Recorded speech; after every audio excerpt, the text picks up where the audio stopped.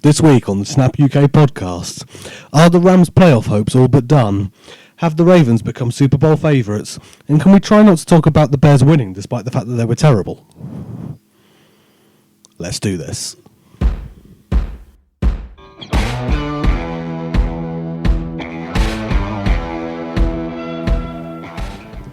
Hello and welcome to the Snap UK podcast, your weekly review of all things NFL by those in the know on this side of the pond. I am not Johnny Thrash, I am Griff, and this week I'm taking the reins and hoping to corral the Farrow brothers, as it's just the three of us. Some top coughing in the background to get us started. Thank you, Paul. I assume the other two fellas are on a bye week like most of my fantasy team. It was a thriller of a week in the NFL, especially if you're a fan of upset victories and terrible kicking. So let's dive straight into the biggest upset win, according to Vegas. The Atlanta Falcons travelling to the Superdome and nailing the Saints 26-9. Guys, where do you want to start with this one? Because I did not see this coming. The Falcons D finally turned up. So how many sacks did the Falcons D have prior to this game all season? 7. 6 in this game. Unreal. And was it not the most number of sacks taken by Drew Brees in a game ever? In a game, yeah. Incredible. Yeah. Do you know he's been a lot less mobile this year. And look, I've written on here, is Brees better than Teddy? Yes, Drew Brees is a much better quarterback than Teddy Bridgewater. What I'm getting at is, did the Saints not look equally as effective? There wasn't actually any drop-off between Drew Brees and Teddy Bridgewater because Drew Brees can't throw the ball down the field anymore, a bit like Brady can't throw the ball down the field anymore because they're both in their 40s and it's not in their arsenal anymore. But they're not expected to. No, but it does limit what their teams can do offensively, do you not think? Well, I think it depends on... It's the quality of the players around them, isn't it? So you don't necessarily need to throw long bombs when you've got kind of the Michael Thomases of the world who can just... And Kamaras who can just yards after catch everything. Kamara was very quiet as well, though. You know, Bottled up. Yeah. And I saw a great Thomas reception, but that was from a Taysom Hill cat throw. Yes, and Taysom Hill is the only one of the quarterbacks on this roster who can throw the ball down the field. Yeah, and you know, it at least gives them some variety. So if you do want to have, you want to throw long bombs, you've got Taysom Hill, you've got Teddy there. You know, if needs be to mix it up. But I just feel the Saints go through this process every time where, do you know they might do this? I know they suck. Yeah, it's true. I mean, Kamara actually has not been massively impressive this season. No. I know he's been hampered with 1 or 2 injuries, but this season, 1 touchdown, 1 rushing touchdown. That's not great. Is it? That's not a great return. 373 yards. Look, they're struggling a little bit, and I know Murray has played well. Murray's played phenomenally well, and he's needed to. But definitely the offensive side of the ball is less cohesive than I expected it to be at this point in the season. Do you know, I think they've had 3 games this season where they haven't scored a touchdown, the Saints. Yeah, do you know how many they've had? Was it 3 since 2006? They've had 2 since 2006. Yeah, and then 3 this season. 3 this season. And this is a concern. I go back again. I know Brees was missing for a few games, but there was no drop-off in play between Brees and Bridgewater. So it's got to be a bit of a concern. We talk quite a lot about the Super Bowl window, and this is the Saints reaching the end of this Super Bowl window. Yeah. The run is probably this year and maybe next year. And at the moment, they're not one of the best 2 or 3 teams because you can see how to pick them apart.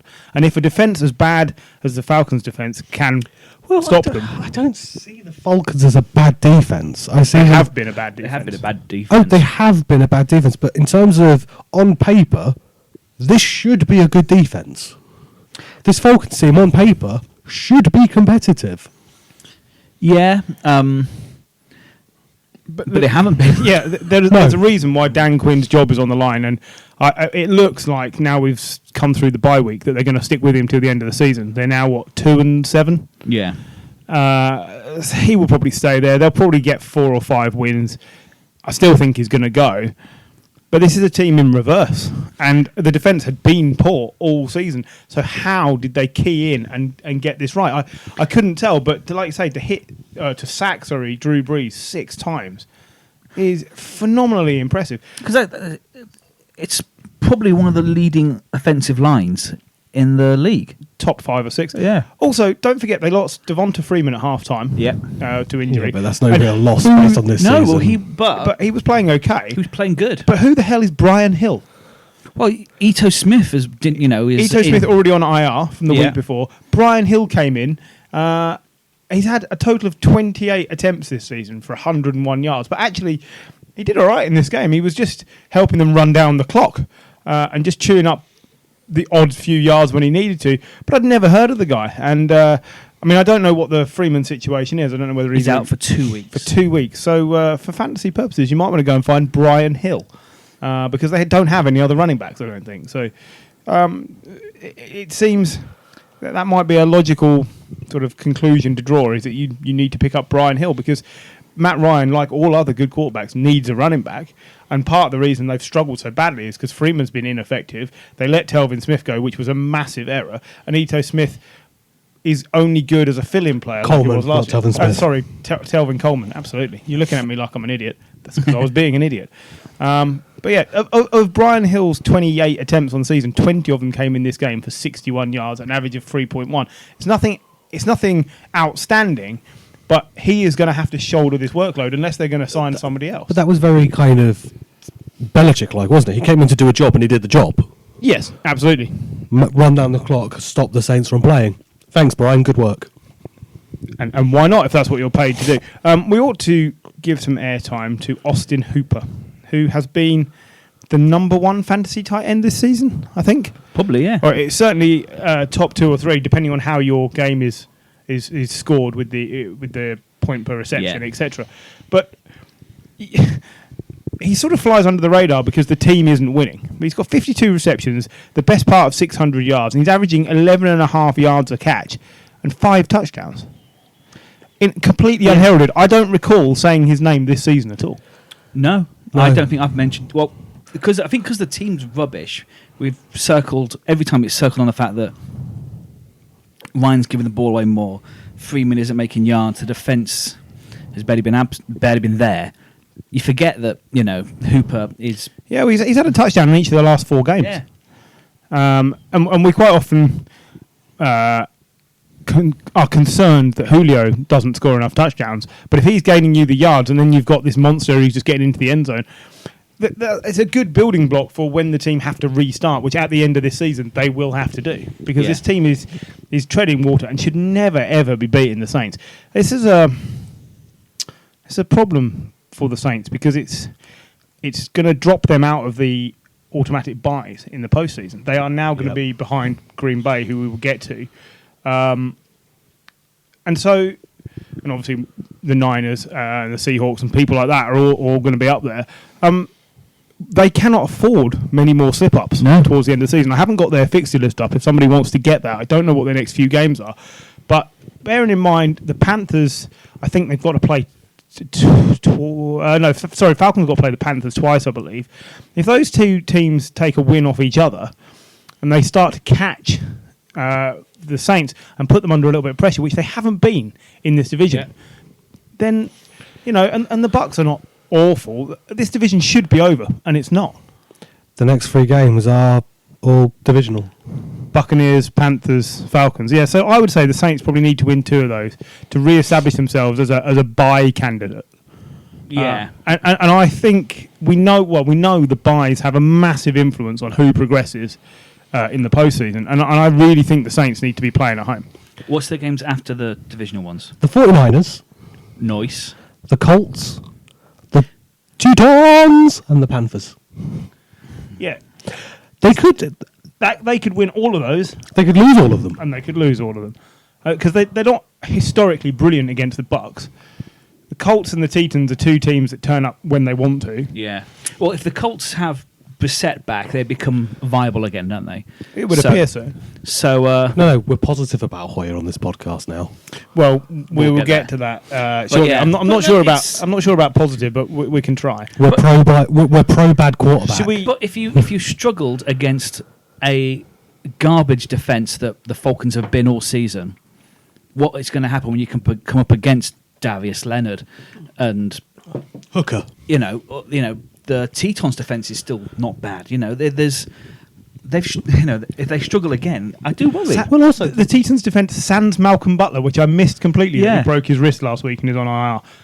I don't know where that went, but I didn't take that information. I mean, also, they're How the playing mighty have fallen. They're playing the Panthers twice, and you think about it, there's still Luke Kuechly. There's some great players that they still could come Panthers' across. defense is excellent, so it's got to be a concern. If Brian Hill and Devontae Freeman were making yards against the Saints defense, what's going to happen when they come up against McCaffrey? That's a fair point. I mean, look, Sean Payton. Several times in the last 3 years we have said, "Well, Sean Payton could be in trouble," and then he turns it around and they are brilliant. But it's just starting to build up, and it's quite often been the defense that's the issue, and now it's the offense that I think is a little bit coming to the end of its lifespan. It's just not as productive as it should be with the sum of its parts. Michael Thomas is putting up hundreds of yards, but Quickest man to 400 receptions, wasn't he, this weekend? yeah, it was insane. But he seems to be the only fully functioning member of the offense. And I still think they need someone to draw coverage away from him. Imagine if they had a really excellent number two, not a Ted Ginn, but somebody in the next level, a Jarvis Landry, Calvin Ridley. a Calvin Ridley, who draws coverage away from Michael Thomas.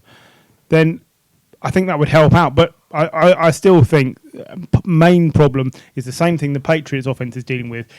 You cannot use the full length of the field because the quarterbacks who are playing longer and longer, the arm isn't keeping up with the brain anymore. How would you cope if your arm didn't keep up with your brain? I'd probably just get somebody else to do it for me. So, He's on about driving. Yeah, of course. Elsewhere in the NFC South, Jameis Winston outdueled Kyler Murray as the Bucks beat the Cardinals. Cracking game, that. It was brilliant, Great 27-30, and it went right down to the wire.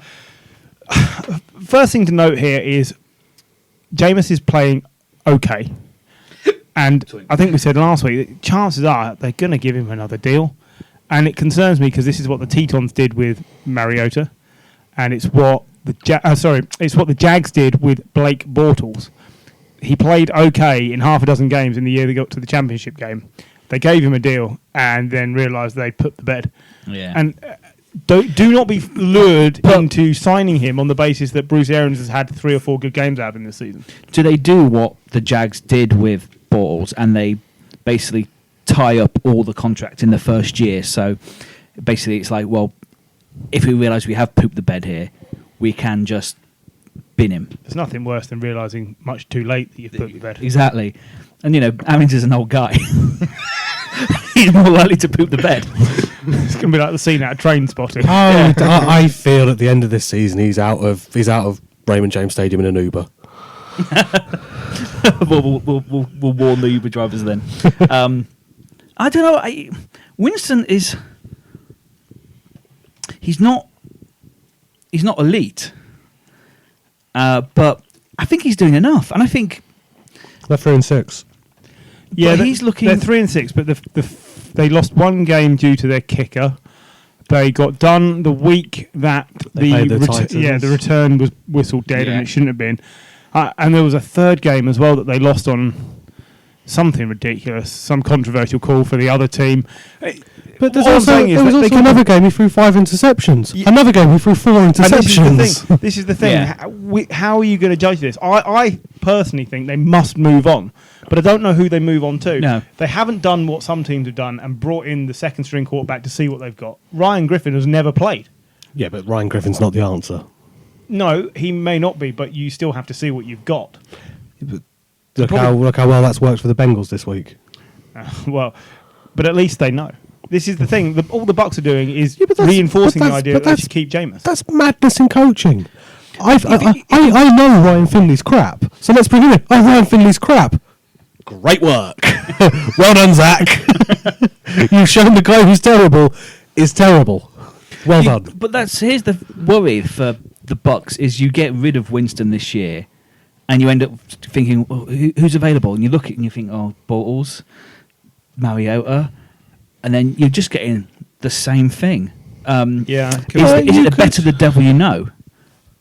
But you take your chances. There could be some players out there. If he's not the answer and he's not the person to take your team forward, move on. Cam Newton with Bruce Arians would be phenomenal. Well, as entertainment, It would be brilliant. Can you imagine the two of them? That Arians wears some ridiculous things as well. He wears one of those little pork pie hats from time to time. Two of them doing a post-game press conference would be amazing. yeah, he would. Just looking. Bucks have got some cap space as well, so they could. I'm just saying. But this is the type of thing where if Newton. Cam ends up back in Carolina, Kyle Allen's showed himself to be decent, young, productive. It's true. We won't get rid of him. Christian Kirk, is he getting enough love? Because Larry Fitzgerald, everyone says Larry Fitzgerald, brilliant player. He is a lifelong Cardinals player. He is the number one receiver in the building. Christian Kirk for the season. 22. Yeah, 22 years old, 40 receptions, 467 yards with a new quarterback, by the way, 3 touchdowns and an average of 11.7 yards per catch. I think Christian Kirk has been amazing this I year. think he's been brilliant. He looked. He was the only shining star in Rosen's shit show last year. Yeah, exactly. I just think this could be the new Larry Fitzgerald. Fitz is going to retire this year or next year. It's nailed on. Yeah. He nearly retired each of the last 2 seasons. Christian Kirk is going to give him a smooth transition into having another excellent wide receiver. He's number 2 in receiving yards now, isn't he? He ain't going to beat Jerry. No, he's not going to be. Yeah, he's definitely not going to He be. could play for the next 20 years, maybe, and At the current pace he's going, I think that would be a long haul. I did like in this game that we got a fake punt. yes, always Brilliant. and a flea flicker on a fake punt, wasn't it? It was a flea flicker on a fake punt, and then the punter threw the pass, and they picked up the first down. Beautiful little pass. Amazing. I can't get enough of those. I forget the name of the punter. Is it Andy Lee? Yeah, he's the Andy punter of Lee. the Cardinals. Probably the least athletic punter in the league as well. So you know he's not going to run it. He had to pass the ball, and he did a good job. So we were talking about Cam. We'll move into the Panthers while we're here, talking about the NFC South. So they lost 16-24 at Lambeau to the ultimate game manager, who had 233 yards and 0 touchdowns because he's a game manager. He's elite. Would somebody who's elite have 0 touchdowns, John? For the second time this season. That's still one less than Drew Brees. One less than The the Saints Saints. combined.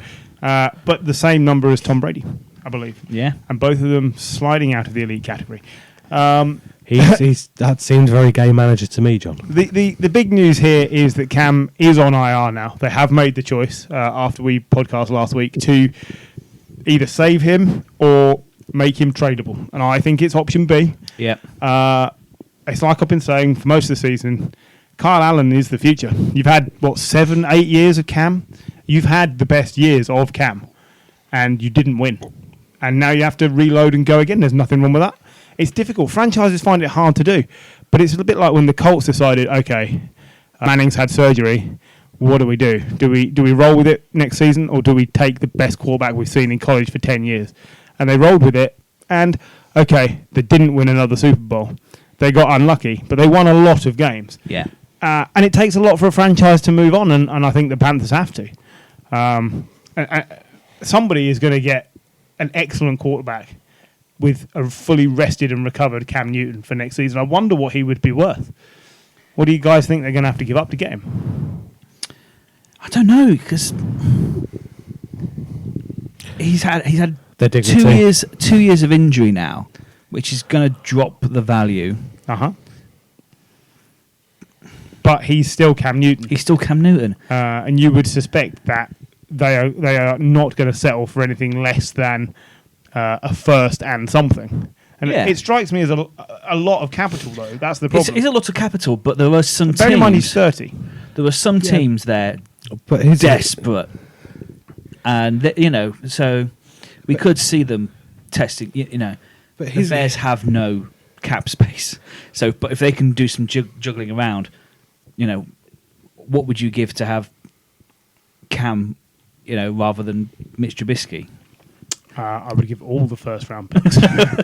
But then you're going to end up in the same place. You're going to have his son's called Chosen. Yes, I know. I just saw that. I was going to ask you, do you know what his son is called?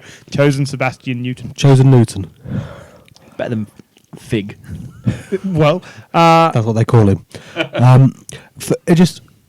For me, he's someone who. He's only 30, but his game isn't designed on longevity. He's not going to be doing his style of game at 40. Whoever takes him on next is getting a 3-year deal, and then he probably will retire because I think he will have had enough. The body will be worn out. So you could either end up in a situation where you're Oakland getting Rich Gannon.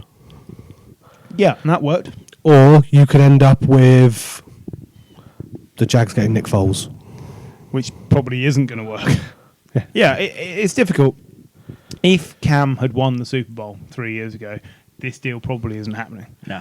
But they've gone as far as they can. And Kyle Allen led the team down all the way across Lambeau Field for what should have been a game winner. And Christian McCaffrey got stuffed on the goal line. And it was correct. It was the right call. He did not make it in. But Kyle Allen could not have done any more. True. It was excellent. Against the Packers defense, which we know has been a little bit up and down, but good enough.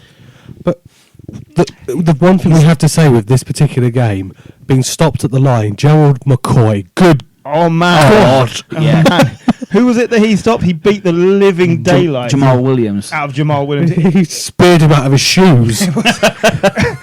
I actually moved 4 feet back on my sofa when that hit came in. That was incredible. You forget Gerald McCoy is there and playing well, but it was almost like he just appeared like the guy in the X-Men that just jumps through portals and appears somewhere else. Yeah. It was a bit like that. He just sort of appeared and blocked the hell out of him. It was incredible. Are you going to give me something on Kyle Allen, John? I'm not. I was just looking at Cam Newton's contract. Go on. And he's got one more year after this year, and it's only for 18 million, which sounds a lot, but that's Dalton money. So but then of course you have to re-sign him. But yeah, I'm just trying to place Cam Newton at the moment. Somebody once said to us that Aaron Jones wasn't very good. That was a lie, wasn't it? It was a lie. He's on pace for 22 touchdowns this season. It's got to be the quietest 22 potential touchdowns that I've ever heard. How many rushing yards has he got this season? 500. Yeah. But he's a threat So he's in on the pace as well. Yeah, absolutely. Not so much in this game. He wasn't amazing, but he is able to catch the ball too. Definitely, he is second in receptions to Jamal Williams. That seems to be what they're doing with the two running backs. But he's got 8 touchdowns already, and his usage is just going up. Yeah. And up and up.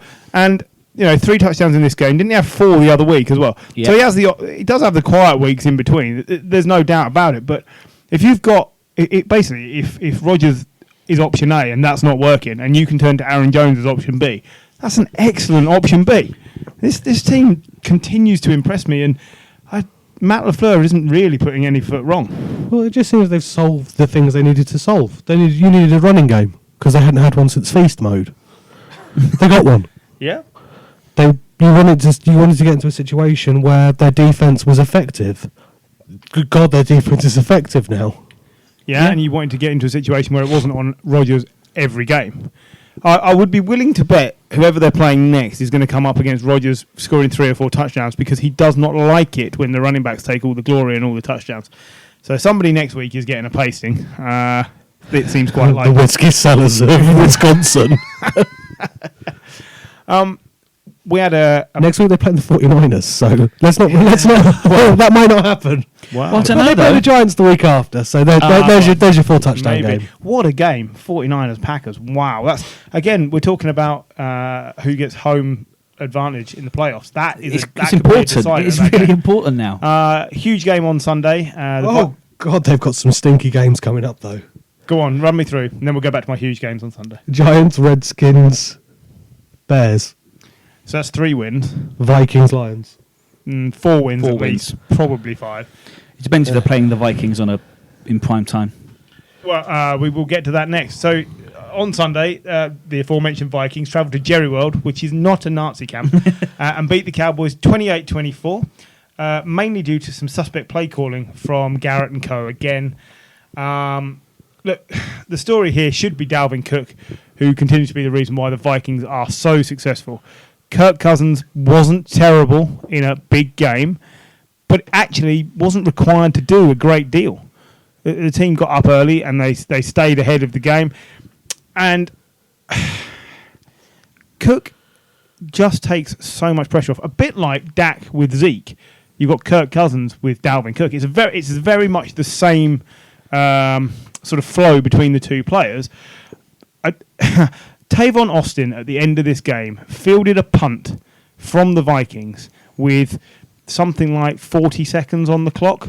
Fielded a punt and called what John would call a ballerina catch. He fielded a fair catch and didn't try and advance the ball.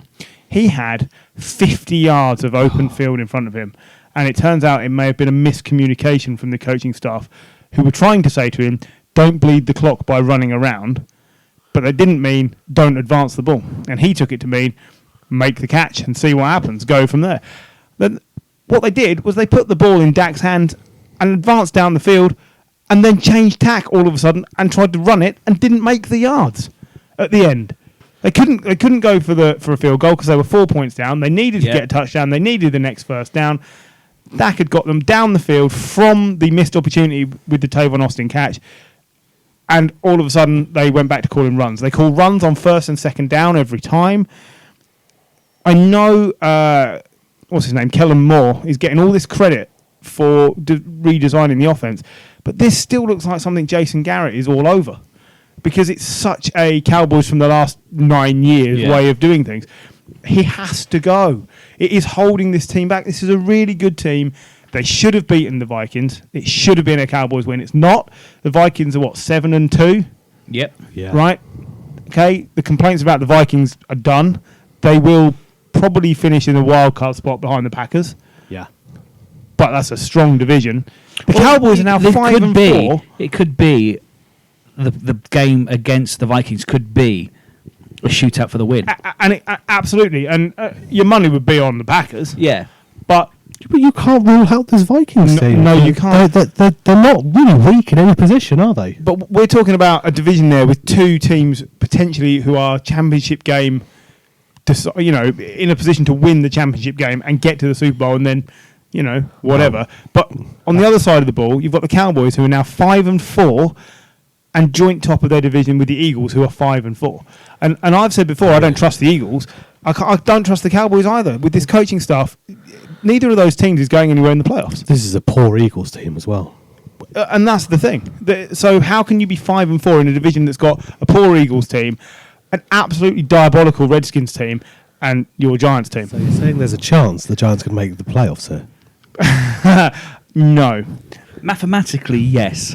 Yes. Well, the moment you start anything mathematically, you're ruined. Out of the two of these teams, the Cowboys and the Vikings, which one is the bigger Super Bowl threat? It's got to be the Vikings. Vikings are. Because I would say Dak is the better quarterback. No. Dak. If you put Dak into any other team, no. This year, Dak. It's not even this year. The best trade of last year was Cooper coming in. Yeah, since he's had Amari Cooper, he's been brilliant. Since Cooper's come in, Dak has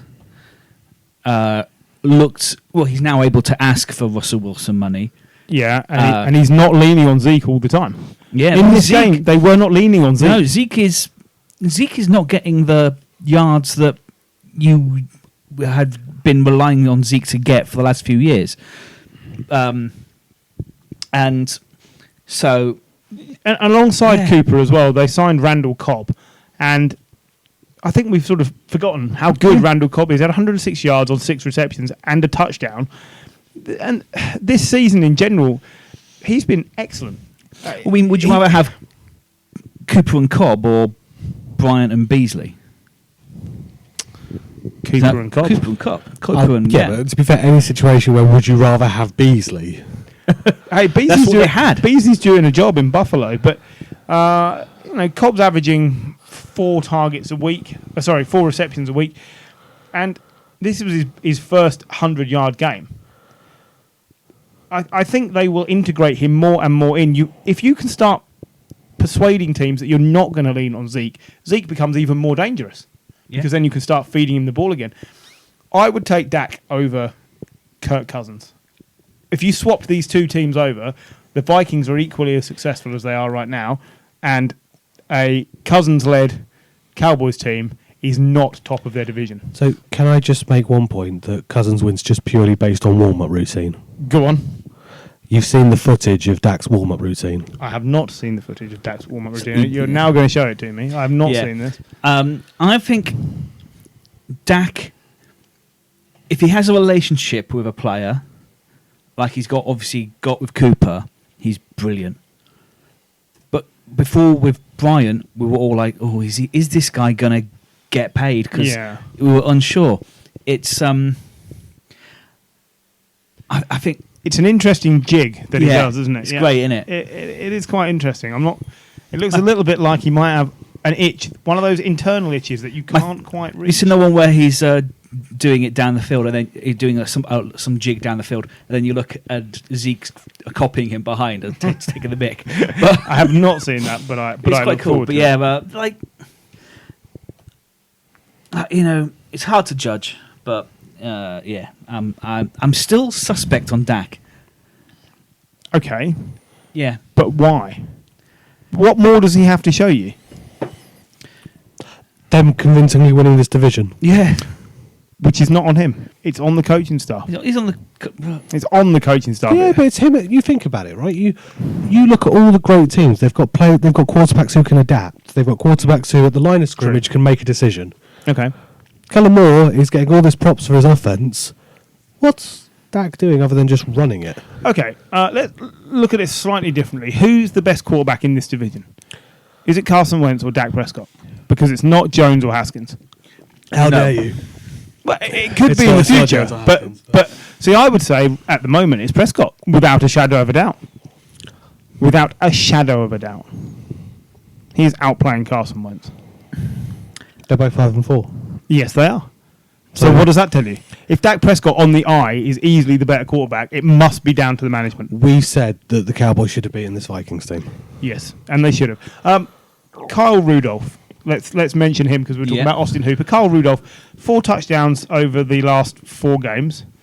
Quiet start to the season, but re-emerging again in the absence of Adam Thielen, I think. Yep. I suspect he suffered slightly because he wasn't one of the players that spoke out when Diggs and Thielen said they weren't being targeted enough. And I hope that they will continue to use him because he is a brilliant player. He's one of his touchdown catches. undervalued. The one-handed one. Amazing. It was Proper absolute- juggling one-handed. It was amazing. I just wanted to give him a mention because, again, it's another player I don't recall talking about this season who would get into half of the teams in the league at this position. I think we talked about him at the start of the season just because he was almost like a fantasy bust. Yeah, absolutely. And now you can he's start getting rolling in. him out again, yeah. Well, he's a red zone threat now, isn't he? Yeah. And again, it's reflective of how the team is playing. This is, if the Vikings can get up early and start wasting away the clock with Dalvin Cook, that is exactly what Mike Zimmer wants to do. And they're becoming better at it. They're becoming actually functional at it rather than at the start of the season where, Cousins threw 10 passes in one game, didn't he? And that was it. Yeah. But they won. They won, but it's not. You can't do that every week. It's not functional. No. You've got to be able to spread it around. But yeah, and just Cook's just amazing, isn't he? Yeah, the Vikings are the destroyers of the NFC East, aren't they? yes, I'm afraid they are. Yes, they beat Most beat teams are though. beat the Eagles 38-20, beat the Redskins 19-9. And they beat us as well, didn't they? Yes, they did. They've beaten every NFC East team. Not like hard. we said, it's not a great division, is it? No. I don't recall what the score was against the Giants, but It shows you how good the NFC North is. Jesus. and it is an excellent division mostly. There was disappointment in my house on Sunday because Patrick Mahomes was back, which meant no more Matt Moore. And frankly, that might have cost the Chiefs this weekend. It didn't because Pat Mahomes was actually really good. I mean, who'd have thought that was coming? But the Chiefs' inability to stop the run, the Chiefs' inability to put up any sort of defence against the 188 yards from Derrick Henry, absolutely killed them in this game. And the Chiefs are now 6-4 and only one game ahead of the Raiders in the division. The Raiders are good. They're growing into the season, aren't they? The Raiders are good. The Chiefs are going backwards. This is not good. You cannot bring your star quarterback back from an injury which could potentially have cost other people their careers and then not win the game. But that's a major cost. Any other game, and this is all based on their defense, which showed up the last 2 weeks. Yeah, okay. The 2 weeks before, sorry. Mm. So if your quarterback throws 446 yards and 3 touchdowns, you should win the game. You absolutely should win the game. All things considered, they were playing the Titans, who are now 5-5, by the way, 3-2 at home, but 5-5. Ryan Tannehill, 13 of 19, only 181 yards, 2 touchdowns against the aforementioned Mahomes, 36 of 50, 446 yards and 3 touchdowns. How is Tannehill winning this game? He's not. Tannehill's doing enough to not cock it up, and Derrick Henry is winning the game. Tannehill's being smart. Yeah. Tannehill had a better rushing average than Derrick Henry. Yes, he did. Tannehill was averaging 12.3 yards a rush to Henry's 8.2. And if he carries on that pace, he'll be MVP. and Pat Mahomes, by the way, didn't rush once. No. 0 yards. Tyreek Hill, 157 yards and a touchdown.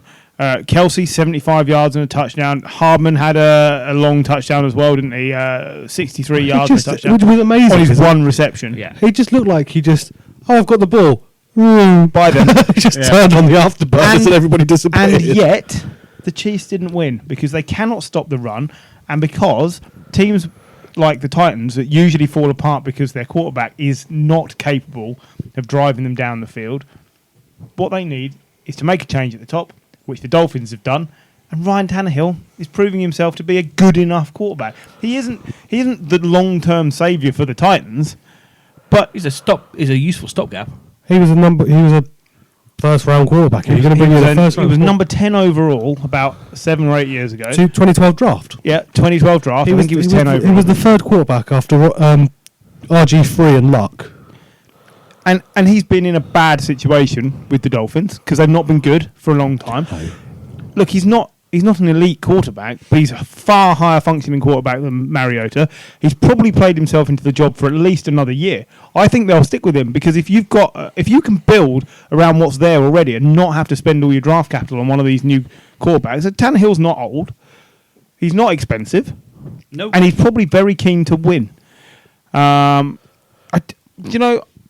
really sold on it. Do you know, how many game-winning drives did Mariota have in 4 and a bit years?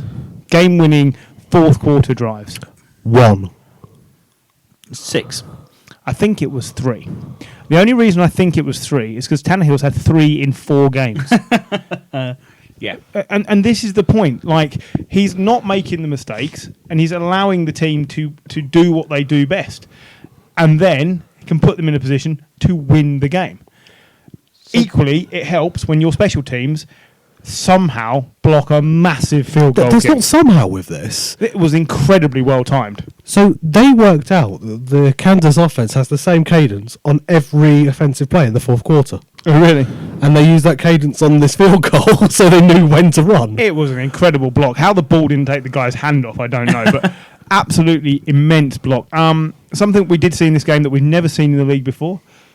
Intentional grounding penalty called on Dustin Colquitt, the holder, who was trying to throw a fake punt pass and threw it out of bounds. Was it supposed to be a fake? Well, no, I don't believe so. They ballsed it up. Because he wasn't looking, was he? I think the professional term is a clusterfuck. Yeah. The other notable thing for the Chiefs was the deliberate benching of LaShawn McCoy. Did not play despite being fully fit. Now, Andy Reid came out after the game and said it's a load management issue. And they... I used to have some of them when I was a teenager. But it sounds to me like they're saying he doesn't have the legs to go the full season. So you're telling me LaShawn McCoy couldn't take a full load? I couldn't possibly say that. What I'm saying is Damian Williams, 19 carries, 77 yards, and then the next most rushing was Sammy Watkins with 12 yards. I think they missed McCoy in this game. And no, he hasn't been an amazing player, but he's actually turned up in big moments for this team. And I think it was a mistake to leave him on the bench. Or not even on the bench, to leave him out of the squad. Do you know what this team could have done with? Kareem Hunt. Yeah, we will be getting to that. And Matt Moore. Because he'd have had more rushing yards as well.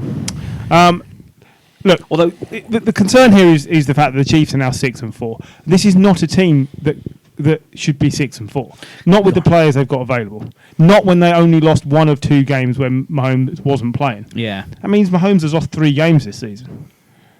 He hasn't. It's the defense. The defense is losing them games. Mahomes has been playing when they've lost 3 games this season. Yeah. Take that on board and just let it percolate, because that is not where we thought this team was going. No.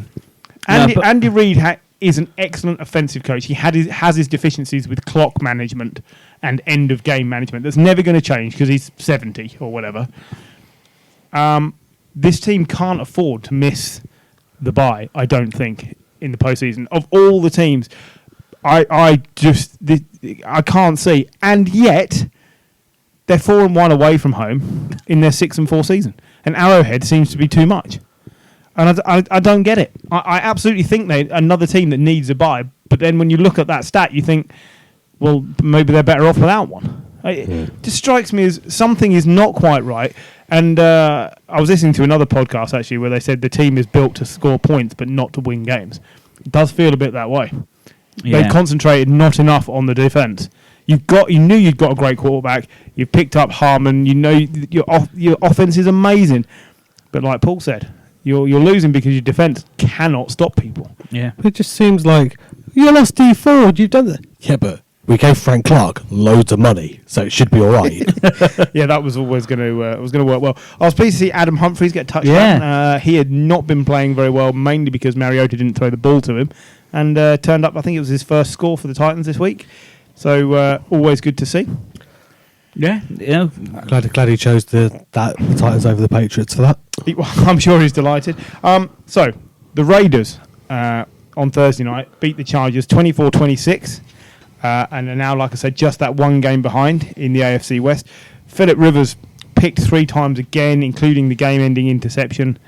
The Chargers have lost every defeat they've had this season by 1 possession. And it's just becoming repetitive. We conceded last week or the week before. All right, Phillip Rivers is done.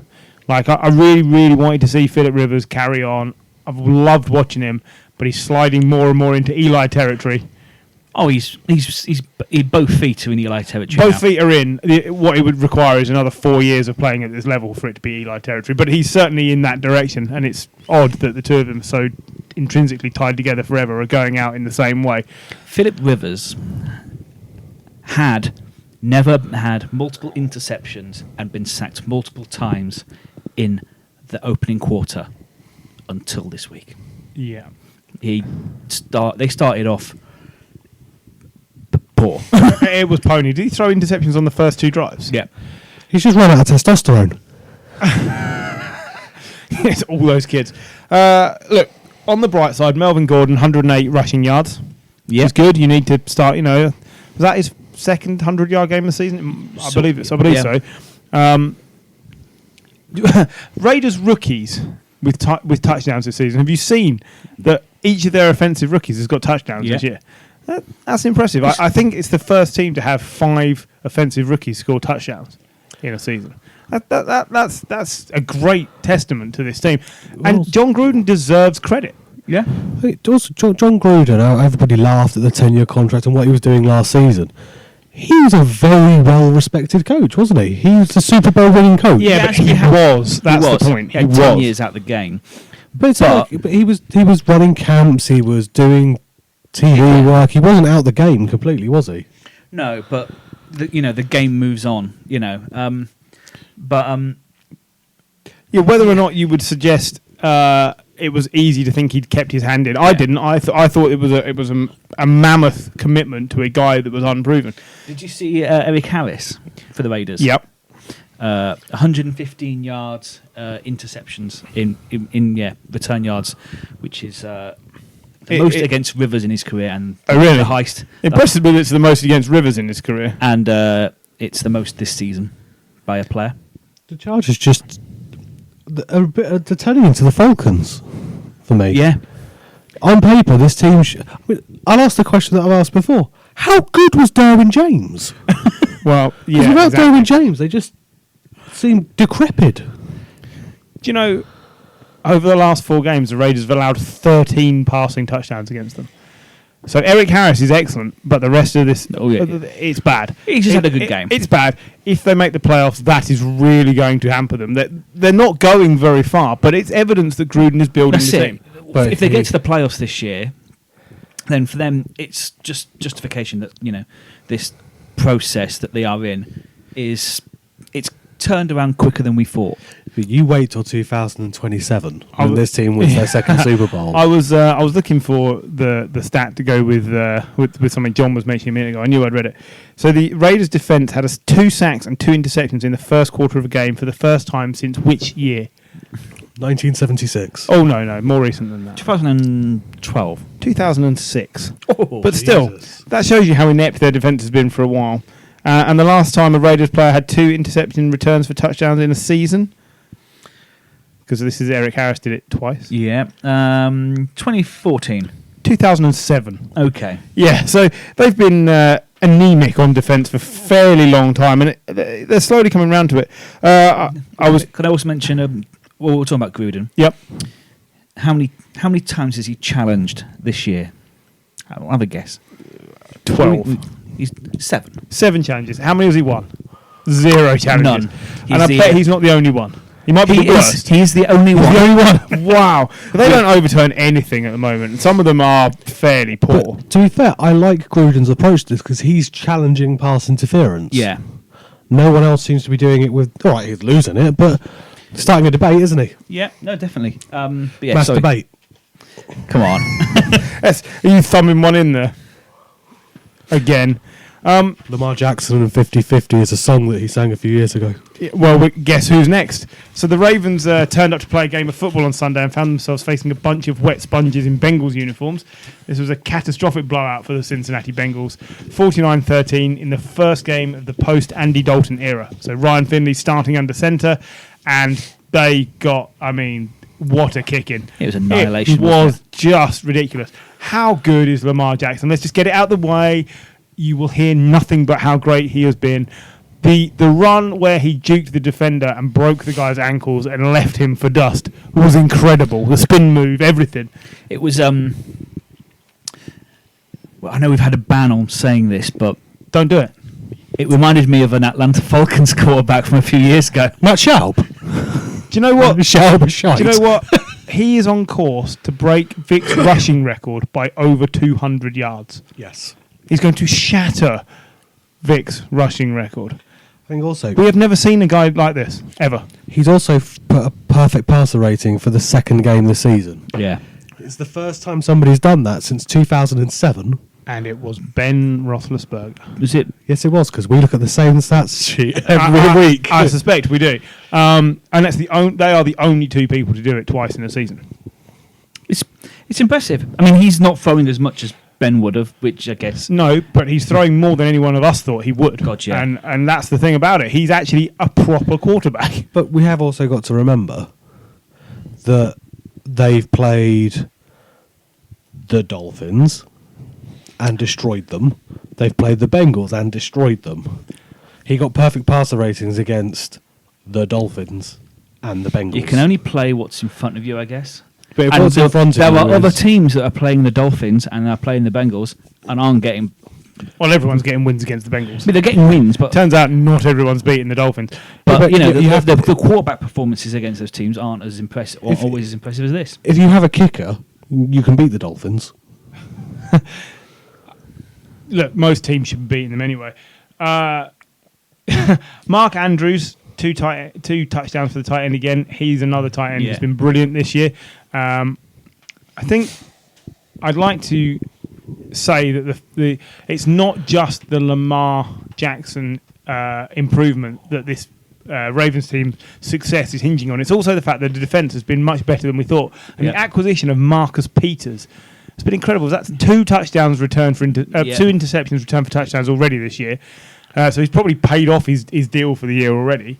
And all right, again, Dolphins, Bengals, and some of the other dross they've been playing, but they're stopping teams from marching up and down the field, and that's all you have to do when your quarterback is this good. Yeah. For me, it's different with Peters because they don't have a pass rush in those places.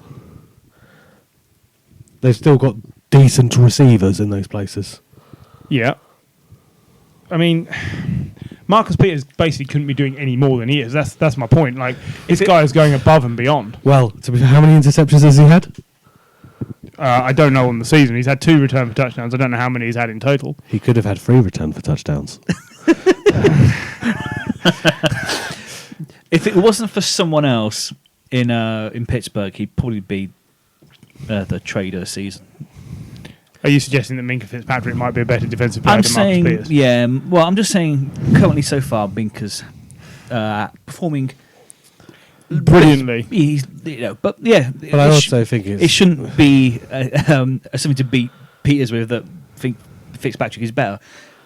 Peters has been brilliant. He had a quiet time in LA, and I think they could do with him performing like this right now. Well, they must be regretting shipping him out, I think. I mean, Ramsey's a great player too, but imagine what Ramsey and Peters would have done together. That would be the thing for me, for them to be looking at. Did you see over the first 16 games of Lamar Jackson's career that his stats are basically better than any quarterback you want to name? So he's won more games than Mahomes. He's completed more passes than Breeze. His yards per attempt are better than, I think it was Roethlisberger. Every accuracy is better than Brady's first 16 games. Like, there's no fault. You cannot. He's put up more rushing yards than Vic. Like, John Harbaugh's decision last season to stick with Jackson when in the playoffs the crowd were calling for Flacco. Do you remember this? Yeah. The crowd were calling for Flacco, and they said, "Look, this is the future. We're not winning the Super Bowl this year." No team wants to face this Ravens squad. No, God, no. No team wants to face them. Look, whether or not they're winning the Super Bowl this year, I don't know, but if you can get them at a decent price, they are worth the money right now. Because if you had to put your money on one team today, probably the fucking Patriots. No, probably the fucking Ravens. I think they're just getting better. They're doing what the Patriots always do. Yeah, they, week 2 they lost to the Browns. I know. True. They are just getting better and better, and that's, you don't win the championship in week 8. It's how you go throughout the season. Yeah, and they are building momentum. And they're definitely building momentum. Mark Ingram, you see those two, Jackson and Ingram, you just like, I don't know what I'm going to do now. Well, they played the Heisman package as well in this game, didn't they? Yeah. With so 3 Heisman. It was the first time ever 3 Heisman Trophy winners lined up in the backfield: Lamar Jackson, Mark Ingram, and RG3. And I believe he completed the handoff to RG3, who went and got 9 yards and a first down. And they were able to pull Jackson out at the end and put in RG3. Yeah, he threw an awful interception. But that's what RG3 does. Yeah, it seems to be. But, we were saying at half-time, because John and I were watching this game, we were saying at half-time, you take Jackson off the field and you will win this game by 20 points. Yeah. You could have played John Harbaugh at quarterback and you were still winning this game, because the Bengals are not a team that are getting better. This is an awful team. They're quite right to play Ryan Finley.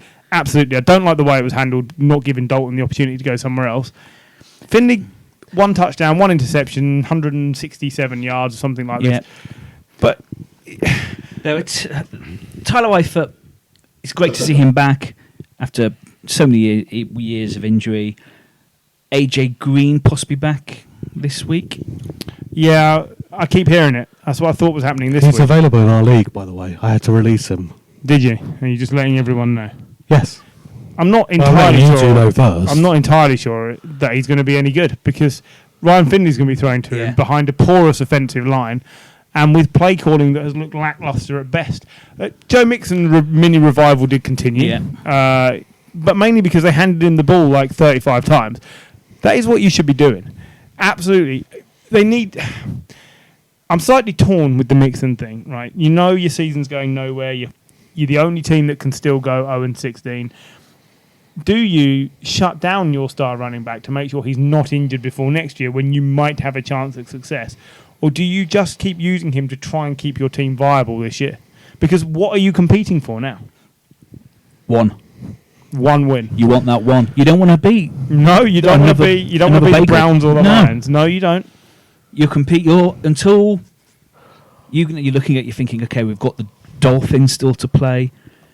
You know, you don't want to be another of the 0-16 teams. That is what until that happens.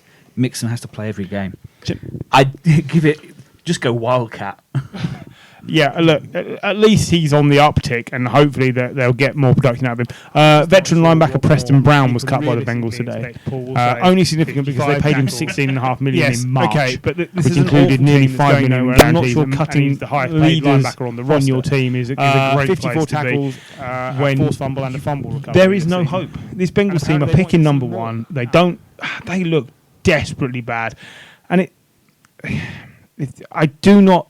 I'm fed up with wasting breath on them. Yeah, there's only one team I hate talking about more, and we're going to be getting to them shortly as well. I just thought this was a silly move. Just all right, you want to get the cap space because clearly they're on a rebuild. They're going to be rebuilding next year. But 54 tackles. Sorry, 54 tackles. 54 tackles, a fumble recovery, and a forced fumble. There will be some trade value in that, even if he's old as sin. Yeah, you'd have thought so. It feels to me like Zach Taylor trying to make a statement to the rest of his team to get them to step up. And I don't think, A, the team has the talent to step up, and B, that he has the wherewithal to drag this team further on. It's like the team is just so badly run. And that's not just Zach Taylor. It's from the top down. The whole team is bad. Let's move on. The Browns won. Or rather, the Bills lost because Stephen Hauschka missed 2 kicks, including one late in the game, which would have taken us to overtime. But this is bizarro world on kicking this season. There's been some poor kicking. So we didn't talk enough in the Atlanta game. The Korean missile came in and was accurate. 2 for 2. 2 for 2 for Korean debut. Yeah. Flawless. Well done. Yeah, you're right. He was 4 of 4 at one point. Was he? Yeah. Wow. 4 of 4. Well, and he can do a mean flip. He can indeed do a mean flip. Look, I don't know whether the Browns should be pleased or just relieved. I can't. I'd say relieved. They snuck that win. Browns were they were just anemic again on offense, weren't they? For the most part. Look, we were talking about Kareem Hunt earlier. 4 rushes for 30 yards at 7.5. That's 70 odd yards on 74 yards on scrimmage. Yeah. So 7 receptions for 44 yards. That's where they're going to get value out of Kareem Hunt. I'm sure we were all in agreement that the Chiefs had to cut him. Nobody was massively impressed when the Browns picked him up. Moving that aside, this is what he brings your team, and they need this. They need this injection. I think he will be really good for the team. Nick Chubb, 20 carries, 116 yards, standard procedure for him. He is excellent. Baker, okay, let's give him his due in the game. It's the first time all season he's thrown 2 touchdowns in a game and no picks. Yep, no picks. But 238 yards and a quarterback rating of 68.3 is not going to get it done. They finally got a red zone touchdown at the end. But once again... Right, they ran 8 plays from 4th and 1 or 2, right? From the 1 yard line or the 2 yard line, right? They had, I think it was 8 plays. How many years since a team ran 8 plays from 1 or 2 yards out and did not score the touchdown? How many years since the last time that happened? 8 plays. 30. Very nearly. 26 years. Freddie Kitchens, you are a fucking abortion of a coach. I cannot talk about this fat waste of space anymore. Get him out of there. You've got so much talent on this team. How do you not score there? They ran left and lost a yard. They ran right and lost a yard. They ran left and picked up the yard they first lost. They ran right and lost another yard. It's like, what are you doing, man? It's just terrible. Look, the Bills' defense is decent, but it's not brilliant. It hasn't been amazing this season. It's been good enough to keep them in games, but anyway, the Browns won. Josh Allen, 22 of 41, 266 yards, no touchdowns, no picks. We've said before, he's trying to rein it in a little bit, and I feel occasionally he's going to come up against teams that are good against the pass, and it's going to hamper him slightly. The quarterback rating, because I've mentioned Mayfield's, Allen's was only 43.1. They need more out of him now in these sorts of games against a contemporary. They'd both be in the league the same amount of time. I felt Allen probably let them down a little bit, but this does prove that the Browns' passing defense is very, very good. John Brown, 5 receptions for 77 yards. It's not often you see him corral 5 targets and not go over 100 yards because he's normally 25 yards down the field when he starts catching the ball. Also, nothing out of Frank Gore. No. The future Hall of Famer has come into the end, 12 yards on 5 runs. Devin Singletary, we said the torch got handed over last week, but it was only 42 yards. A lot of it's down to how good the Browns' defense is. The Browns' defense is good. But the reason I'm giving you all this information is because I want to know just how much of an improvement the Bills need to make to win one playoff game. Because I think they're going to sneak in as a wild card. They need to improve a lot or get very lucky. Because the Titans are catching them up for the wild card. Bills are 6-3. The Titans are 5-5. And right now, I would say the Bills are sliding slightly backwards and the Titans are ascending.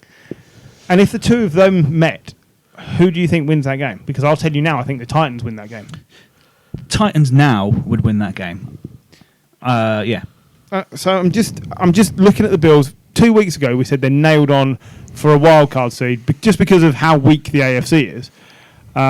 Now they play the Dolphins and the Broncos in the next 2 games, which could just shoot them back up. Yeah, and they should win both of those games.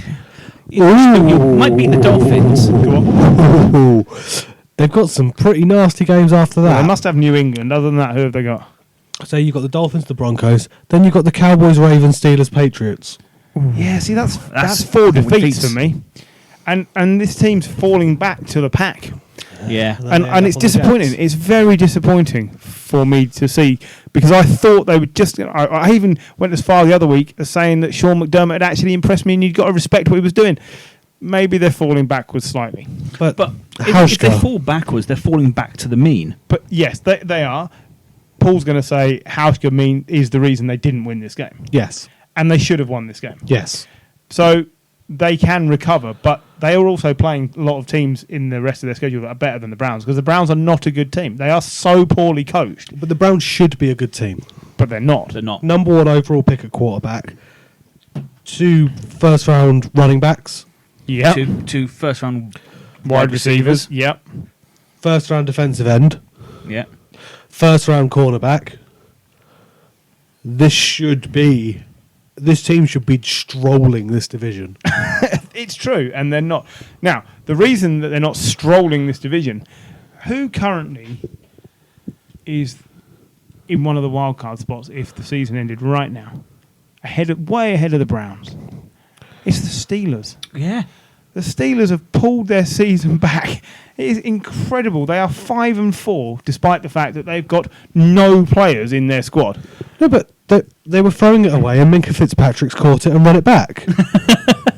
He's been superb. Outstanding. He's been absolutely outstanding. And, you know, he alone is not going to be a reason to drag them into the playoffs. Mason Rudolph, I cannot make my mind up. He look mechanically, functionally, he looks terrible. He runs backwards like Bambi on ice. He can heave the ball, but it's almost like their best bet is to give the ball back to the opposition and then wait for them to cock it up and the defence to score, a bit like the Patriots were doing at the start of the season. I don't know whether Mason Rudolph is any good or not, but Mike Tomlin deserves so much credit for just getting something out of this team. Because, I mean, they've got no Connor. Yeah, no. Antonio Jalen Brown. Samuel was quiet as Yeah, well. exactly. Although both these teams last year were top 10 offenses, let's say. Yeah. Rams were very much there. The defenses today, this game, weren't they? Didn't they? Defenses outscored them 23-6 to the offense. Yeah, and that's it. It's crazy things like that are causing the Steelers to actually still be in playoff contention. It's almost not that they're good, that everyone else around them is just capitulating. Well, we never thought that the Browns would be this bad. Nah. Look, the Ravens are probably nailed on now for the divisional win. No one's surpassing them in this division. But the Steelers have given themselves a real shout of a wild card, which is fantastic. And if we think, and this is very much just me putting it to the group, I'm not saying this is what I would do, but if the Panthers are prepared to move on from Cam, do the Steelers have to move on if Mason Rudolph gets them to the playoffs? Do they have to move on from Roethlisberger?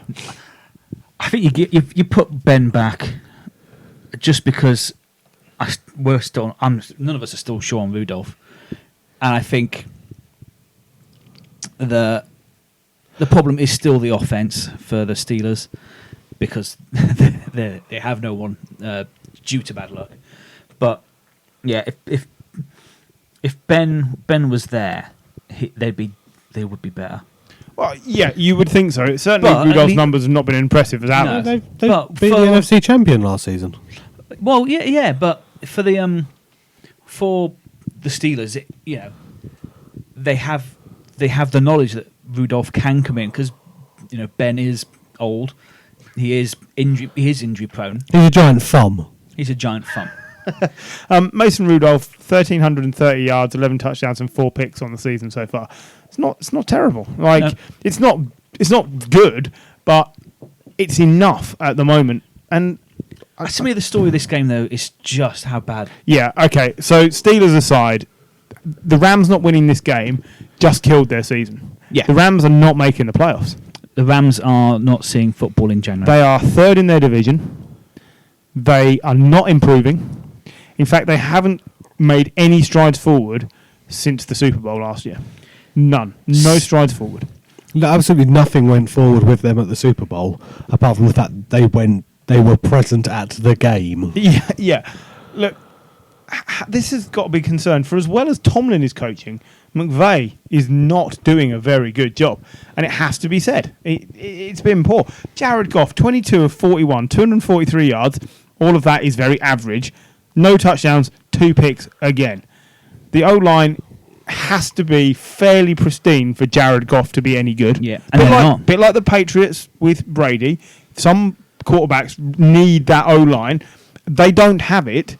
Todd Gurley, 73 yards. That's not going to cut it. Nope. You can't do that if Goff's not playing well.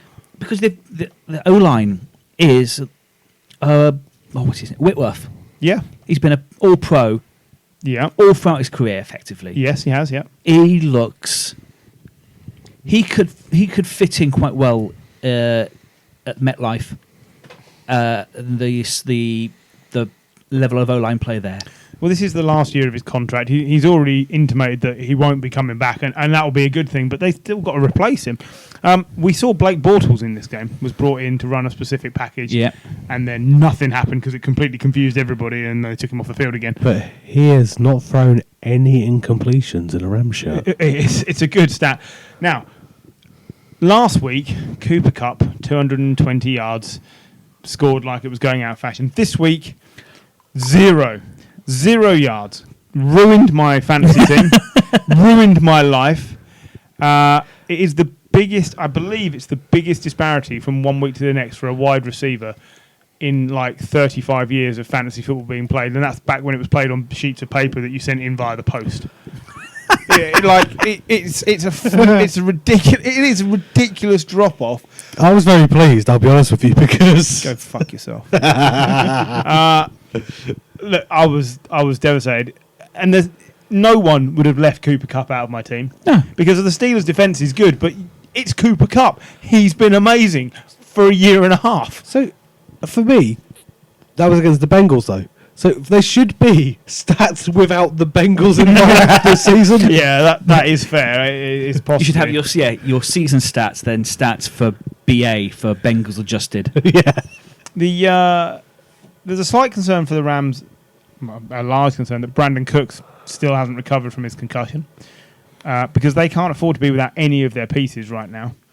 Robert Woods led the way with 95 yards, but like we say, this team is doing nothing. Oh, Bortles, 1 carry for 1 yard. That's what I was looking for. That's what he did on his one Nice. appearance. What was his long? It was 1 with an average of 1. Good. Look, That's pleasing. It's over for the Rams this season. It's done. And this should also be worrying for anyone who's picked people out of the McVay coaching tree, like Zach Taylor at the Bengals, because it is not working. People are seeing what you're doing and changing it. Jared Goff also had 3 fumbles in this game. Yeah. He is, for He's me, a one of the biggest disappointments of the season. Massive disappointment. He's not recovered from like week 13 last week when some... Yeah. Not last week, last year. When for some reason his season just went off a cliff. And want to guess what his QBR was this week? 26? Lower. 18. 13.4. Oh. Guy sucks. He was sacked 4 times. And 2 of those were by TJ Watt, who has been amazing this season. Yep. Now has the most quarterback hits of anybody this season. Brilliant. There is one person out of the McVay coaching tree who's doing okay. Go on. Matt LaFleur. Matt LaFleur is doing okay, more than okay. But there were a lot of people interviewed for a lot of jobs because they once sat next to and got a whiff of the Sean McVay cologne. And maybe it doesn't work in the long run. That's all. Into the final group of games to the roundup then. And it's a bit of a mixed bag that we've got left. Let's do this John's favourite way. Start at the bottom, work our way up. 2 pretty terrible games occurred on Sunday. One saw the Dolphins top the Colts 16-12 to wrap up their 2nd win of the year. Top tanking. And the other saw the Lions, sans Matt Stafford for the first time in 136 starts, somehow contrived to lose to the absolutely still god-awful Bears. Let's start briefly with Fitzmagic and co. Look, Devontae Parker's playing brilliantly. Yeah, he's Fitzmagic's doing enough. And I think the players have basically decided we're not throwing our careers away just so you can pick number 1. Brian Flores is a good coach. And last week, after the game that they won, he was interviewed and said, I hope my team don't become complacent after our 1 win. And they immediately demonstrated that they haven't become complacent by winning again. This is amazing. This team, don't forget, after 7 games, this was an all-time worst season start. And now they've won twice. I bought the shirt of hurt for you. Yeah, which I've now seen today because you're wearing it and given up in disgust on the shirt of her. It's not so hurtful anymore. They've won 2 games. It's a Rosen Dolphins shirt that Paul's parading around it. Because most people outside this room don't know how crap that is. And I am parading about it. If only you'd put some trousers on, that'd be great. I never record a podcast with No, really, really wish you would. Did you know Brian Hoyer, who started in place of Brissett again, has now lost each of his last 10 starts, which encompasses a period of time in New England where he didn't play, the Colts, the Niners, the Bears.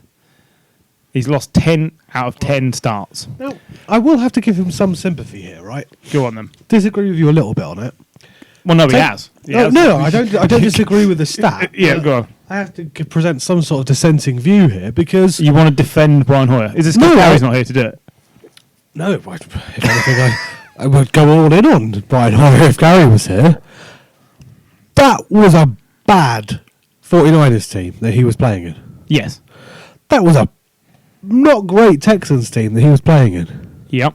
That was an awful Bears team he was playing in. Absolutely. So this is the first time he's had a team that's decent and he shit the bed.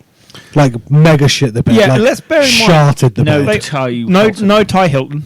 And I wasn't entirely enamoured with the play calling because Marlon Mack wasn't the focus of the game. They let Brian Hoyer throw it 40 times. Like, Frank Reich's a brilliant coach. I think he got this one wrong. I think he thought he could get more out of Brian Hoyer than he could. You know, Do you think there's going to be a third season for Reich? Is there going to be a third Reich? Yes, it absolutely will be a third. That's such a Telegraph joke. There will be a third Reich, and we will make plenty of reference to it next season. And it will be a glorious one. I will give you $1,000 to strut up and down the sideline, pointing at the sky with one arm fully extended. Now, do you know the last time Brian Hoyer managed to win consecutive games? College? No, High school. 2015. Okay. And he didn't just win consecutive games. He won 3 in a row, then lost one, and then won 3 in a row. So it can be done, but it took me a long time to find that out. I wasn't convinced he'd ever done it. Look, to lose Jacoby Brissett is one thing. To lose him and Ty Hilton at the same time will sink this team. Because whilst the defence is excellent, the attack requires the balance of key players. Brissett has been much better than anyone thought he was going to be. And Ty Hilton gets into 29 other teams in the league. Yeah. Right? You don't lead the league in receiving yards at any point in your career as a bad player. No, exactly. So, well, look, Hoyer threw 3 interceptions. 2 of them were fairly horrible throws. I think he was asked to do too much. When you bring in Hoyer, you're going to get a bad interception at some point. Absolutely you are. But the Especially thing if you is, had to throw 40 times. the thing is, they were still in with a shout of winning this game, but the Dolphins did enough. So- I don't. There's one reason why they lost. Go on. So, Adam Vinatieri. I'd like to present the following pieces of statistical information to you, and I'm not stalling at all while I find It's it. a 70% conversion rate on PATs this season, which is what you're looking for. He missed a PAT, And really missed it. And his field goal rate is 73.7. Yeah. Missing the PAT was key because it meant that Hoyer had to go down the field for a touchdown to win the game. He couldn't just square it up with a field goal. That led to the interception, which led to the defeat. Vinatieri has to go. But these aren't just like, oh, he's slightly wide to the left. No, These are when like, he mishits him, he mishits him. Look, he's a guaranteed Hall of Famer. He'll be only the second kicker enshrined in Canton. The guy's been brilliant. We have not seen a kicker this good for this long in our time of watching the NFL. It is over. It's like Eli. It's the same again. It's 1 year too far for a brilliant player. And I don't think the Colts want to move on. And I will say this, I don't know who they bring in, but it's horrible because I've got Vinatieri as my fantasy kicker. Every time he lines up, you think, I'm not sure. It used to be absolutely nailed on. What was his nickname? He was Automatic Adam. Yeah. Because it was just nailed on. He just walked up. He was Justin Tucker before Justin Tucker. And now he might as well be Justin Forsett trying to kick him. Do you remember him? I do. He disappeared very quickly out of the league. Look, As soon as I picked him in a fantasy team. he was cut the day we did a draft, wasn't he? Yeah, brilliant. Look, the other game that I mentioned in the opener of this section, Bears and Lions. Stafford didn't play due to back injuries. He's got stress fractures in his back. from carrying the team on there for the last 6 years. On a better team, he's an MVP candidate. I don't know how quickly he's going to be back. I don't want to spend long on this game, mainly because I refuse to give the Bears credit for beating Jeff Driscoll. Right? Fuck off. It's not this. Mitch Trubisky is still the most disappointing quarterback in the league this year. I don't think he is. Really? But only because I think Goff has shat the bed that much. I feel... I think you Like knew chicken tonight? You feel like what? We knew They're coming in the air tonight. we knew Mitch isn't great, and he's proven to be bad. You know, he's just bad. It's just, but yeah, I'm sick of. I don't have anything redeeming to say. Jeff Driscoll again. See, this is the thing. The Lions kept this close, and really, a Bears team operating with a half decent quarterback, not facing Matt Stafford, with the Lions' defense being so poor. Yeah, the Bears should have been 3 touchdowns out of sight, and they weren't. At any point did it look like they could do that. Trubisky, it felt like they snuck it at the end, didn't it? Trubisky had only thrown 2 touchdowns in the last 4 games. He got 3 in this game. You can't fault that, but you can't give them credit against this Lions defense. It's terrible. So I don't want to go too much into it, and obviously I'll give you the point I was going on earlier. The most disappointing quarterback of the season is Mariota for me. because he knew he was playing for his career. But we knew he wasn't going to manage to stay in. That's the deal. I just look, Trubisky, 16-23, 173 yards. He got the 3 touchdowns against the Lions defense. Jeff Driscoll, 27 of 46, 269 yards, 1 touchdown, 1 pick. Look, there isn't really a lot to be said as a difference between these two players. If you put Jeff Driscoll in the Bears team, they still win this game. If you swap these quarterbacks over, the Bears still win. That tells you everything you need to know. Trubisky was sacked 5 times. Yeah, he was. Jeff Driscoll was only sacked twice. Look, again, it was something John and I saw a lot of. Driscoll did a lot of running around, a lot of aimless running around. But ultimately, this should be a team that the Bears are just putting away for fun without Matt Stafford playing. And we were never convinced that they were going to win. Move on. But before we do, the one thing I do want to bring out, Tariq Cohen. What's happened to Tariq Cohen? 3 rushes for 14 yards. He came up short. And four receptions for 23 yards. Why are they not using him more? I don't know. He was the human joystick. He was the most explosive player on the team. And I just think he's massively underused. They got rid of Mike Davis, the third running back, and I thought that was going to see a massive uptick for Tariq Cohen in production. Nothing. And it's just, I think, again, talk about disappointments in a specific position. Tariq Cohen has got to be one of the most disappointing running backs this season. I bet there aren't many leagues where he wasn't drafted. I would agree with that. It's been very poor. Right, speaking of very poor, the Jets and the Giants played out what was actually a fairly competitive game at MetLife in the battle of who gets fired first between Gase and Shermer. And it was the former who came out on top as the Jets win 34-27. And Jamal Adams stole the ball, and every Giants fan's soul when he robbed Daniel Jones. And it was a robbery. It was like watching a teenager thieve a purse off a pensioner. Yeah. And Daniel Jones just didn't know. He just looked confused. He did the Eli face. It was just like, oh, where did that come from? That just sums up the Giants' season in one play. What's stolen away? Look, our O-line's done nothing. He's just, there's that scene in The Simpsons where the generals are being the Harlem Globetrotters. He's spinning the ball on his finger. I was shouting at Red Zone. He's just run away with the ball. It was incredible. It was an absolutely great. What's going on? We were watching Red Zone, me and Griff down the pub, and you just watched him like, what? Just couldn't believe it. Like, it wasn't even as if Adams had to run. Just sauntered into the end zone for a 40-yard. It just seemed incredibly polite. I'm sorry, Daniel. Do you mind if I have that? Here you go. Please help yourself. I'm just going to give it to you anyway. Daniel Jones does get credit for one or two things this season. He has been a big uptick on Eli, I think. And do you know, he's only the 3rd rookie since 1950 to throw a touchdown in each of his first 8 starts. The 3rd since 1950. Look, he's still very promising. He gives the ball away. It's not the interceptions, it's the fumbles. And he doesn't seem to be able to secure the ball. His ball security is poor, is what I'm getting at. To be fair, that Jamal Adams one, I wouldn't...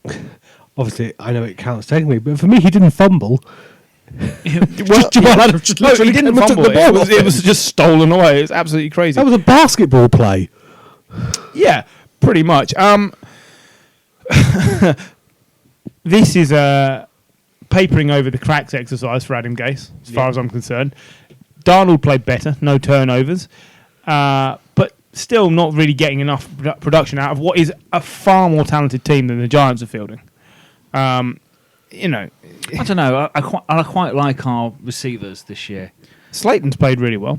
Gordon Tate's come in. I think Slayton was the first Giants receiver to have 100 yards against the Jets in like 6 or 7 years. Yeah, like he's played really well. I think Odell Beckham was the last one to do it. So Slayton's done well. I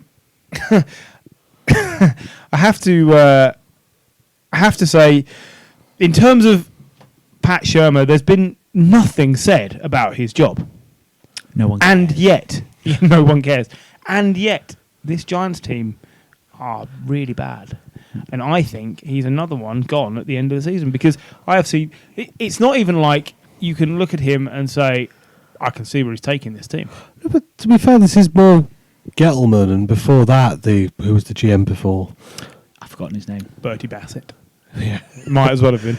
might have been Fred Bassett, but it's one of these things where it always seems to be a bit. Well, at least we've got Beckham. Oh yeah, I traded him. Oh well, at least we've got. Oh no, he's injured. At least we've got Eli. Oh no, he's terrible. It's okay, we've got Golden Tate. Do you want to give us the Saquon Barkley stat of the week? I know you don't, but you're gonna.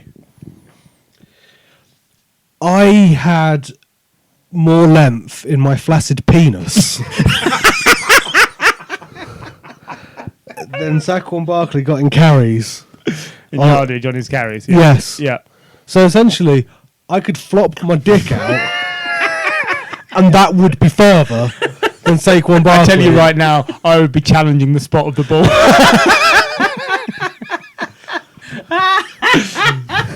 I'm slightly concerned because it is cold. It's freezing there, isn't 3 it? inches. So yeah, 3 inches. Okay, so if I 3 inches a carry as an average. I'm really bruised still. But essentially, I could just flop it out and, yep, there we go. Joe Mixon. First down. First down. No wonder they call him 4th and inches. Intentional grounding. Yeah. Oh, things have all gone. Remember, we laugh so much about Joe Mixon and his 7 inches. 7 inches a carry, yeah. I'd be pretty impressed with 7 inches on that. Yeah. That'd be negligible. So essentially, I could piss better yardage. Well, yeah. Look, Barkley clearly was struggling with some sort of injury. He's come out today and said he's not being shut down for the season, and that he feels it's a daft thing to say. But like I said with Mixon earlier, when your team's going nowhere, why are you running your star running back into the ground? What is it achieving? Nothing. Hey. Goldman looked better than Barkley. Mainly because Barkley he- was injured, but why? Why risk it? You need him next season when you've built more pieces and you're competitive. So I would be very tempted to shut him down. I don't see what there is to gain in playing him. Well, 3 inches a carry. It's just the thing that I liked was just you looked at some of the things behind it. Like Saquon Barkley's dad is a Jets fan. Yeah, I know, and he was in the Giants end in a Jets shirt. Jamal Adams' father was drafted by the Giants. Oh, really? I didn't know that. Yeah. Well, should we move on to the big game. The big Finish game. on the big one. Yep. Okay. Yeah, more important than the Battle of New York. Yes. Instead of the Battle of New York, we had battle for the NFC West. I'm terrible. I just have to go back to the Battle of New York. The most rushing yards was Le'Veon Bell with 34 yards. That is a battle. That's awful. You want to talk about his number of inches? That I wouldn't update. That's a large amount of flaccid penis. Is that the amount of yardage? Is that our new rushing stat, measuring it in flaccid cock? Well, this has taken a turn this evening that no one saw coming. Don't make that joke. Right, so Monday Night Football. The undefeated 49ers taking on the Seahawks. It was prime time and it was close. It was 27-24 as overtime expired in favour of the Seahawks, with Jason Myers hitting a 42-yard game-winning field goal to end the last undefeated streak in the league and close to within half a game in the division. What a division for a start. Yep. There are lots of things to take away from this game. It is the one game of the weekend I haven't really seen. I just saw the result and I read a few things about it. But having been to work today, I've not had time to sit and view it all. I gather that earlier in the game, earlier in overtime, because this went all the way into overtime, I gather Chase McClaughlin, who was standing in for Robbie Gould as kicker, missed. And didn't just miss, he kicked the ball down the tunnel. Yeah. He kicked the ball down the tunnel instead of potentially winning the game in overtime, which then gave the ball back to Wilson and co. to drive down the field and set up the 42-yard game-winning field goal. There's no shame in losing to this Seahawks team. We've been questioning whether they're good enough. Believe me, they're good enough. Russell Wilson is fantastic. The offense is doing enough. The defense is hot and cold, but as long as they are playing to their potential, they're equally as good. So, what a difference a good kicker makes. Yep. So Jason Myers was the Jets, wasn't he? Yeah, he was, and he was an all-pro kicker, and they let him go. And that's the thing I like about the Seahawks. They don't piss about.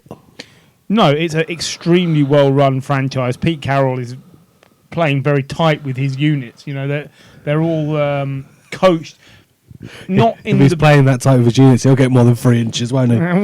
It's closer to the Belichick method, is what I was getting at, as opposed to some of these coaches who I feel perhaps don't have their teams buttoned up as tightly as they should be. Look,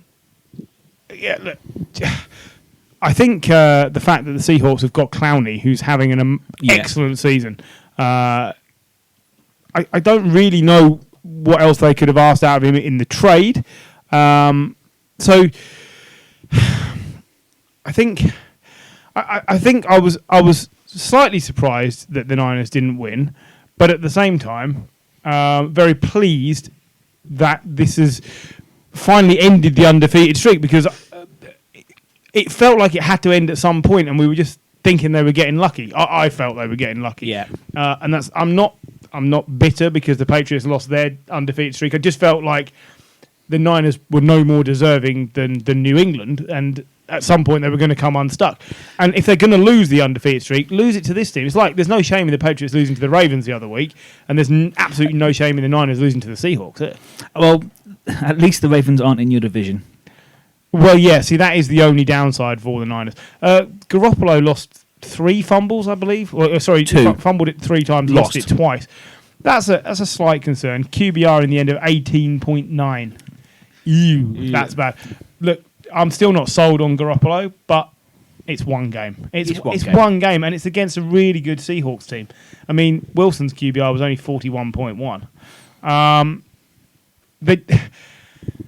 The bigger concern is Emmanuel Sanders leaving the game for the Niners, injured. So Deebo Samuel was their top receiver in the end with 112 yards. I don't know what the prognosis is for Samuels. Is it a rib injury, I believe? So usually if it's broken ribs, it's 2 or 3 weeks before they can come back because they can't take the impact of being tackled. Yeah. So you could see him back in a flak jacket. Chris Carson, solid job for the Seahawks again. He's over 50 yards every week, so it's 89 yards in this game. And like I say, of all the games of the week, this is the one that I was hoping would be as close as it was, and to go all the way to overtime and be settled on a field goal as time expired, I don't think you can ask for more. No, and both teams can look at this thinking, well, the Seahawks come out thinking, yeah, we won, we've brought it back. 49ers can come out thinking, well, we should have won. If we had Robbie Gould, we would have won. Yeah, if they'd had Robbie Gould, they would have won. The Seahawks are 5-0 away from home this season. They're just a good team. It helps that they've got Wilson. It's not they do enough. They never blow anyone away. They're not going to be like Rams of last year, like Ravens are doing this year. They just do enough. Like it's like watching Prost in an F1 race. Yeah, they know what they need to do. They just do enough. Shall I demonstrate to you with some small number of wanky stats how close these teams were? First downs: Seahawks 19, 49ers 21. Total plays: Seahawks 73, 49ers 78. Total drives, 16 and 15. Yards per play, slightly larger gap, but Seahawks 4.6, 49ers 3.9. The only massive disparity was in rushing yards, though. 147 rushing yards for the Seahawks and just 87 for the Niners. Really, that's the sort of play. The turnovers 4 and 3. Yep. Defensive and special teams touchdowns 2 and 2. Oh, that's where I was going with Clowney. He's had 2 defensive touchdowns this season now. He hadn't had 2 in a season all the time he was at the Texans. So, and possession was like 35 minutes each. Yeah. Like bang on. It's absolutely crazy that they could be this close and have it separated like that. And it's back to where we started with the terrible kicking situations. Chase McClaughlin is a bit unlucky. He's a kicker that's going to bounce around. He filled in for a few weeks at the Chargers. It's bad timing for the Niners to lose Robbie Gould. But if that's all it comes down to, how great is this divisional race going to be as the season progresses? This is why the Rams are out of this now.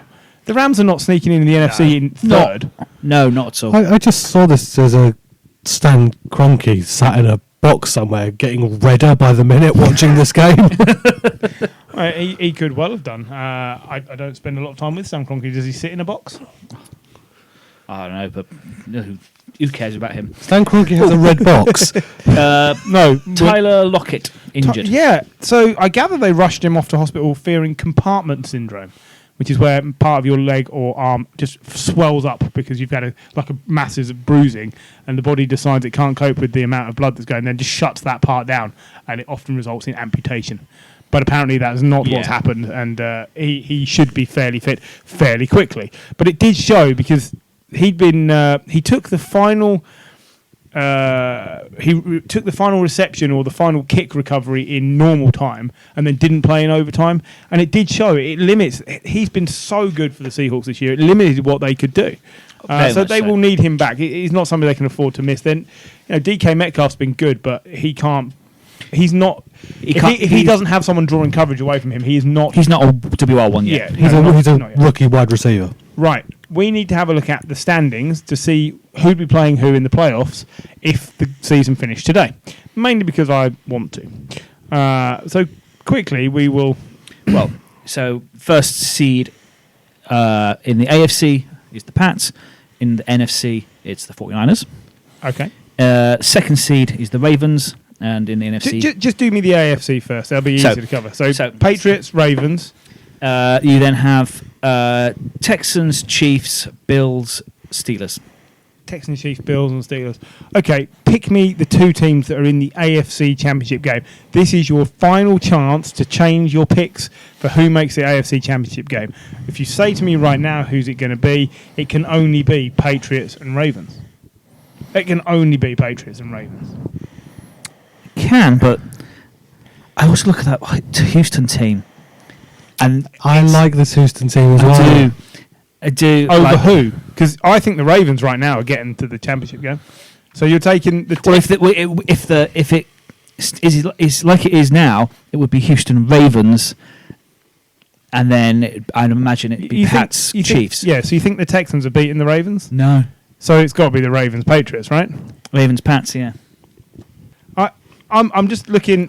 If any team was going to beat this Ravens and at that team, point, the Texans.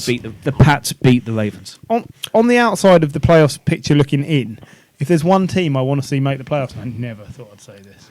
The Raiders in their last season in Oakland, they're one game back from the playoffs, and I really want them to make it. Yeah, I'm actively cheering for them now. I want them to make it. Are you listening, Perry? I want them to make it. And I think they can. I think it can definitely be done. Like I said earlier, the Bills are slipping back. I'm not sure the Colts are going to survive if Brissett is out for too long, so they're going to drop out of the picture. The Steelers, it's going to come unstuck at some point, I feel. Once again, it's a little bit like... If the Raiders plays the Steelers tomorrow, the Raiders are winning that game. Because Derek Carr massively outplays Mason Rudolph. But also, there's part of me that sees the Steelers as an underdog, and I kind of... The Steelers' defense... I can just see them nicking games, especially. I mean, no, John. Clearly, offense wins championships. Okay, but you go on quarterbacks. Then Rudolph is the weakest quarterback in the playoffs. Just for the record, the Dolphins are not even bottom of their own division. The Jets are bottom of the AFC. Yeah, Rudolph usually comes good at Christmas. In the NFC. So if I could have £1 for every time I've made you full body sigh, I would be Isn't the full body sigh a fart? That as well. John's been doing that. So the Niners and the Packers, and then you have Saints, Cowboys, Seahawks, Vikings. Okay. Pick your two. I'm saying Packers and that's difficult. Definitely Packers for me at the moment are going, and I will say the Niners just because I think if the Niners and Saints meet up, the Niners currently win that game. I'm going to go Packers. Seahawks. Don't commit. Seahawks. Yeah. I'm going to say the Seahawks and the Vikings. But yeah, if the Vikings are never getting to the championship game. Good defense. Got Kirk Cousins. They got to the championship game with Case Keenum. Yeah, and they should have kept Case Keenum. On the outside looking in, Eagles at 5-4. look, if that team gets into the playoffs, there's been a massive problem in the NFC because they are not very good. Well, it's been a massive problem in Dallas. That's the issue. Same with the Panthers though. If they make a wild card slot in the NFC South, because they're currently 5-4, 2 games back from the Saints, somebody in one of the other divisions, like the Vikings, has really fallen off the pace. And equally with the Rams, because at best they're going to finish third in their division. I do not see them catching the Niners and the Seahawks. They would have to have a fantastic record in third place. The Eagles could do this. Their strength of schedule is immense. Really? I've not seen it. So who have they got left to play? Giants. Twice. The Giants twice. Yeah. The Skins once and the Dolphins. Yeah. So, and also they're playing the Seahawks and the Patriots. Yeah, so they should go 4-2 over their last 6 games, which is probably... This is the thing with them and the Cowboys, is they're probably both going to finish up on the same, and it's going to come down to who's won who out. Week 16 they play each other. That's the decider, isn't it? In Dallas. In Jerrywell. The thing is, though, you say that, but if the Eagles end up in the playoffs, I wouldn't bet against the Eagles. I would today. I would bet against this Eagles team winning anything right now. On their day, they can blow you away. It depends completely but they on had their day in the Super Bowl. But they've not been. They've had games this year where they've just turned up and blown teams away, and then they have games where they can barely move the ball and the defense looks. They are the worst team to predict. Yeah, well, look, they're 13th in points per game, 20th in yards per game, 21st in passing yards per game, and 11th in rushing yards per game, which actually amazes me because I thought their rushing was terrible. Jordan Howard has been okay. Sanders has turned up. Yeah, they're getting along a little bit better now. I'm not at all sold on what the Eagles I'm can not do. saying they're going to get to the Final Four, but I can see them getting ahead of the Cowboys. Yeah, and that's a massive indictment on Jason Garrett. And that's what we were saying earlier. Garrett goes anyway, I think. I think Kellen Moore's coming in at the end of the season anyway. Yeah, it seems that way. So they're grooming him, aren't they? Well, that concludes Week 10. That's our roundup out of the way. The teams on the bye next week, the Seahawks, Packers, Titans and Giants. What are we going to do without the Titans to talk about? Thank you for listening, everybody. We are out of here. Bye-bye.